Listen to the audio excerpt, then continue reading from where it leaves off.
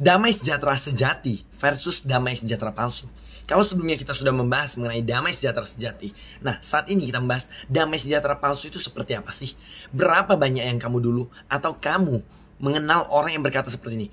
Kalau saya punya rumah bertingkat, hidup saya pasti bahagia. Damai sejahtera. Kalau saya menang tender, hidup saya pasti bisa tidur nyenyak hari ini.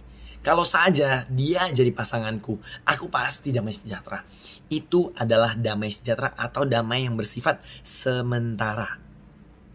Itu adalah damai sejahtera palsu atau damai yang bersifat sementara. Karena dari luar masuk ke dalam, sederhananya damai sejahtera palsu, saya damai karena. Dengan kata lain, kalau tidak punya apa-apa, tidak ada damai sejahteranya. Itulah yang dinamakan dengan damai sejahtera palsu. Contoh nyata adalah contoh yang benar-benar terjadi, di mana adalah kisah Ayub. Apalagi yang Ayub punya pada waktu itu? Tidak ada.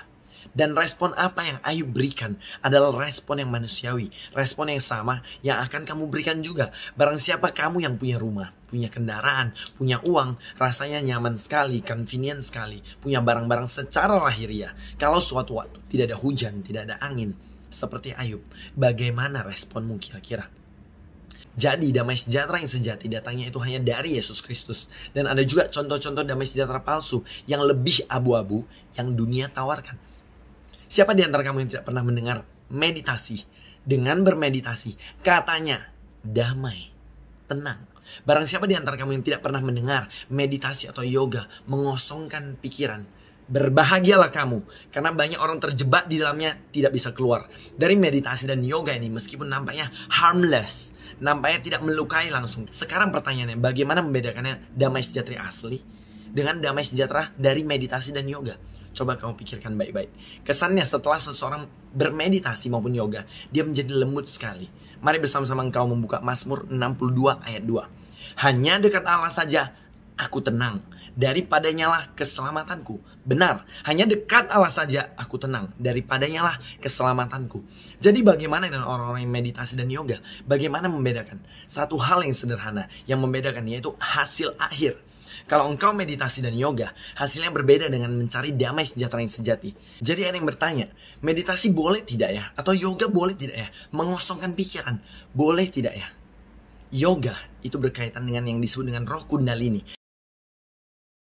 Gerakan yoga itu adalah gerakan penyembahan kepada dewa-dewi. Dan engkau harus berhati-hati dengan hal ini. Karena dalam hal ini, produk yang di copy paste dari kuasa kegelapan adalah rasa aman sementara, rasa tenang sementara. Yang lebih berbahaya daripada itu adalah ketika engkau mengosongkan pikiranmu. Sedangkan firman Tuhan jelas berkata, jagalah hatimu dengan segala kewaspadaan. Karena dari situlah terpancar kehidupanmu. Bisakah engkau bayangkan ketika engkau mempunyai mobil, engkau parkir di sembarangan tempat, engkau biarkan mobil itu terbuka, engkau biarkan mobil itu kuncinya dilepas, engkau biarkan mobil itu tergeletak begitu saja. Ketika ada yang mengambil mobil tersebut, apakah engkau dapat berbuat sesuatu? Apakah engkau bakalan komplain? Begitu juga dengan pikiran, perasaan, kehendakmu. Engkau harus menjaganya dengan sangat berhati-hati. Engkau harus menjaganya dengan sangat-sangat berhati-hati. Dimana itulah terdapat kekuatanmu, dimana hatimu dan pikiranmu yang harus engkau pusatkan kepada Kristus. Anak-anak muda banyak berkata, hati-hati kalau sudah nyaman dengan seseorang. Jangan-jangan lama-lama kalau sudah nyaman, logika sudah tidak bermain. Mainnya perasaan. Damai sejahtera pun sama, datangnya dari dalam, mempengaruhinya jiwa. Karena jiwamu mudah sekali untuk bingung menentukan mana yang asli, mana yang palsu. Buktinya banyak berkata, kok saya sudah berdoa tapi kok tidak datang damai sejahteranya? Kenapa ya? Saya sudah menyembah, saya sudah saat teduh, saya sudah memuji, memuliakan Tuhan, semua sudah saya keluarkan, tapi kok damainya tidak turun-turun. Lalu apa yang harus kulakukan? Kan aku sudah coba segala-galanya. Ingat, damai sejahtera itu bukanlah hasil, tetapi sebuah proses. Kalau hari ini berdoa sekian lama, belum juga merasakan apapun, apakah yang harus engkau lakukan? Apakah berhenti berdoa?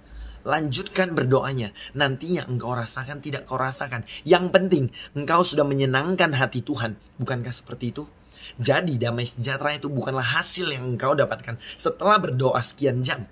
Karena kalau seperti itu, apa bedanya dengan hal-hal yang engkau minta secara lahiriah? Tuhan, saya berdoa minta pekerjaan. Tuhan, saya berdoa minta mobil. Tuhan, saya berdoa minta jodoh. Berdoa sekian lama bukan hanya sekian minggu, bukan hanya sekian bulan, bahkan sekian tahun tidak kunjung diberikan. Maka apa yang akan terjadi?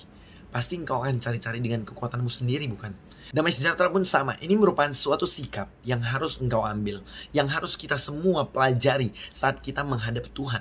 Datang dengan motivasi sederhana, Tuhan, saya rindu untuk menyenangkan hatimu. Saya mau menyenangkanmu, Tuhan. Selesai. Nantinya untuk damai sejahtera, untuk kasih, untuk iman, untuk jawaban doa, itu bagian Tuhan. Yang penting saat ini, apakah kita mau menyenangkan hati Tuhan? That's all. Apakah kita mau menyenangkan hati Tuhan atau tidak? Kalau sesuatu yang awalnya berharga, kamu dapatkan dengan mudah dan tiap hari terus-menerus diberikan begitu limpah, begitu banyak kepada kamu, lama-lama tidak akan kamu hargai damai sejahtera itu. Lama-lama engkau akan buat pahammu sendiri. Oh, kalau lakukan ini pasti dapat damai sejahtera dari Tuhan. Oh, kalau lakukan ini pasti dapat damai sejahtera. Dengan kata lain, kalau seperti itu yang engkau kejar, siapanya? Damai sejahteranya atau pemberi damai sejahteranya. Jadi seperti itulah cara kerjanya damai sejahtera yang datangnya dari Yesus Kristus. Damai sejahtera itu meradiasi banyak orang. Kalau belum meradiasi berarti ada sesuatu yang kurang tepat. Berarti ada kapasitas yang belum penuh. Karena lihatlah, semua buah roh bukan hanya untuk dinikmati diri sendiri, tetapi untuk dibagi-bagikan kepada orang lain. Jadi, kalau engkau harus berdampak, itu bukanlah karena suatu perintah, tetapi itu sudah dari sananya, keluar sendiri. Kalau engkau berbuah. Kalau tidak berdampak, berarti engkau tidak berbuah. Atau belum berbuah matang. Buahnya belum matang. Jadi nikmati setiap proses yang Tuhan sediakan. Dan teruslah berbuah dan berdampak bagi orang-orang sekitarmu. Segala pujian bagi Yesus Kristus. Haleluya. Amin.